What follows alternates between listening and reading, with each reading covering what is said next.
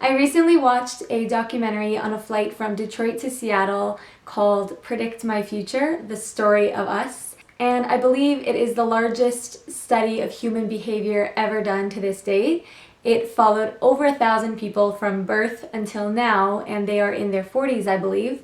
And one of the key points of the study was to see if there is a particular human trait that some people have that makes them more likely to succeed or more likely to obtain their goals and live a happy and fulfilled life.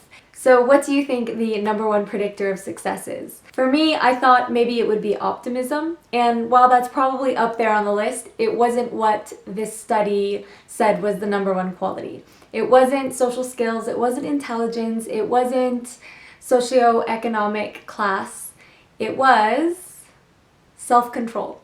And as they explained it, and they explained the tests that they did on these individuals, it really did start to make sense. And the good news is that you can develop self-control over time. It's not a trait that you're either born with or you don't have at all. You may have heard of the marshmallow test, which was actually part of this study in New Zealand. And what they did was they took 5-year-olds, one at a time, they put them in a room with a table and one marshmallow on the table.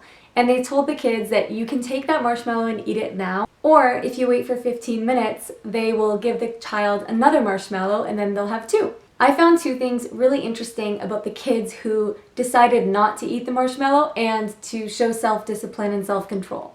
One is they found tactics to avoid thinking about the marshmallow. Some of the kids went under the table to play, or they just simply looked away or looked up so that they didn't have to focus on what they were trying to avoid.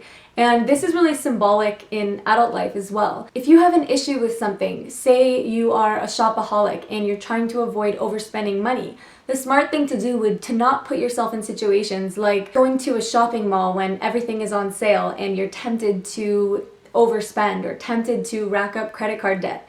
So it was interesting to see that some of these children already had that valuable skill within them at 5 years old. Many of them grew up and still had that trait and were using it to achieve their health and fitness goals and were more likely to be financially successful and saving money. For me, watching this documentary just really reinforced the idea of how important self-discipline really is, and I think the word discipline often gets a negative spin in our society and can sound kind of like a scary word, but really it's something that we're capable of developing and can actually help us achieve all of our goals. And the good news is that even if you were one of those kids who probably would have eaten the marshmallow right away, it's nice to know that it's something that you can develop. Developing a higher level of self-control and self-discipline can help in so many areas of your life.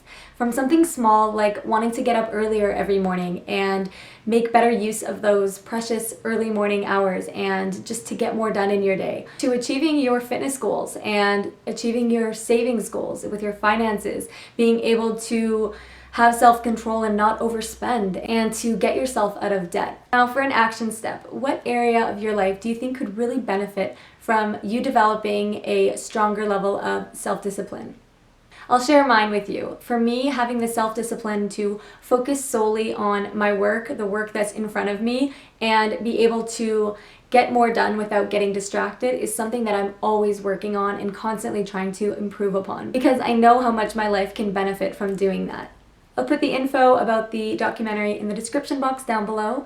I highly recommend checking it out, especially if you're interested in the human mind and what makes us who we are. Alright, I'll see you in my next video. Until then, have a great day.